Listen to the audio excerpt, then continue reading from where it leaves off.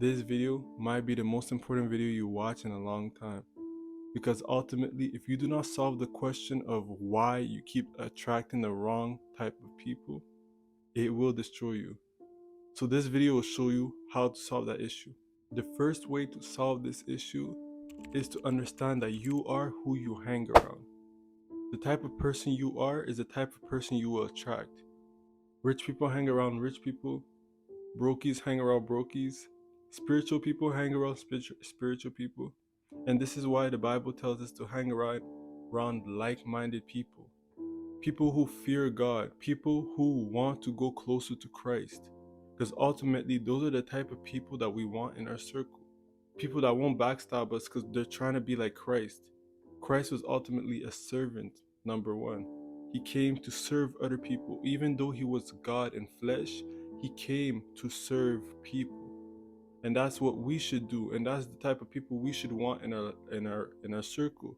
People that want to help us do better. A king doesn't associate himself with a criminal unless there's something he gains. You have to understand that if you're associating yourself with people that are questionable, you have to ask yourself, what are you gaining from it? Is it because they give me a feeling of love? Do they bring me value that I seek? You have to try to find an answer to that question. Why are you associating yourself with people who ultimately will destroy you? Because only you can find that answer. And most of y'all do know the answer. Like, most of y'all do know why you keep associating yourself with weird types of people. But y'all just don't learn. You don't learn from your past mistakes. And that's a bad thing. That's a bad trait to have. To keep on doing the same thing over and over and over and expecting different results. Like, when are you gonna learn from your past mistakes?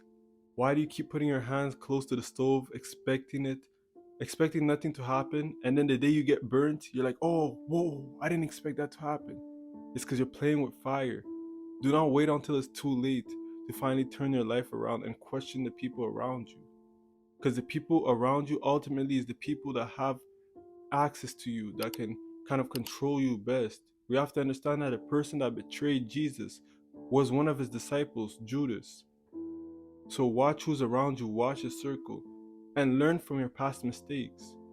If your type keeps bringing you issues, if your specific type keeps causing you issues, maybe it's time to change your type.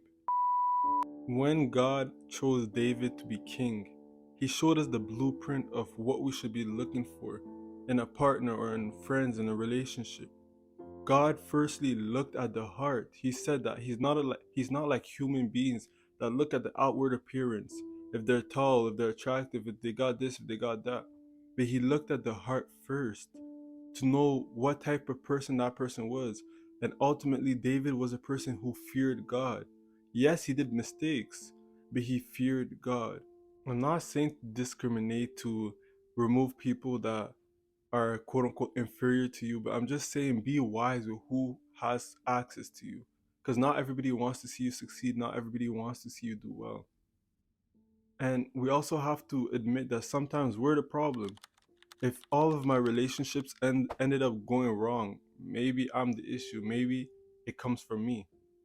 And sometimes it's okay being the problem, because at least you can fix it. Since you know you have the issue, you can fix it. I'll allow God to kind of heal you and heal your trauma so that you can be a better person, so that you can attract better people. Because hurt people ultimately just hurt more people, and it's a vicious cycle that never stops. Work on your traits. Understand that the identity that this world gives you is not your identity.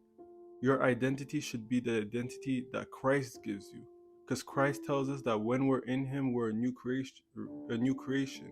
We're made new in his image. Our old self has died on the cross, and now we are new in Christ.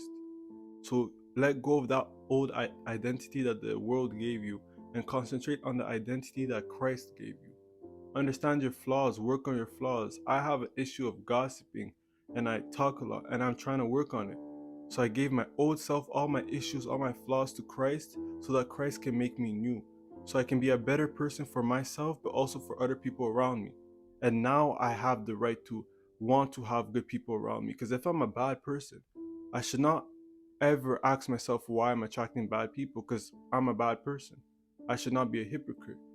So work on yourself so that you can get better people around you, and also so that you can be proud of the person you're becoming. So 3 things that you got to remember. You got to remember that you might be the issue. You have to also remember that you have to learn from your mistakes. You have to learn from your past experiences. And you also have to remember that you are who you hang around. So maybe you are just like those people too.